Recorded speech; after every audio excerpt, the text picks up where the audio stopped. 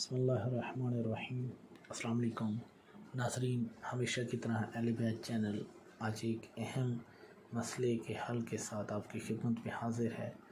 آج ہر گھر میں ماں باپ، والدین اپنی بچیوں، بہنوں اور گھر کی خواتین کے اچھے رشتے نہ ہونے کی وجہ سے بہت پریشان ہیں۔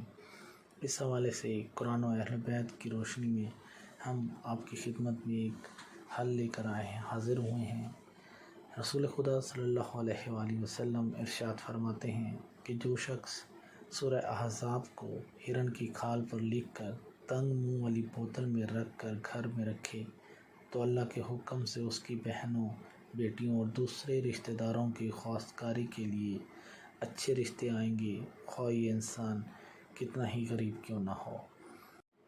اسی طرح ایک اور مقام پر رسول خدا مولا علی علیہ السلام سے خطاب کرتے ہوئے فرماتے ہیں کہ اے علی، سورہ یاسین کی تلاوت کیا کرو، اس میں 10 برکتیں ہیں۔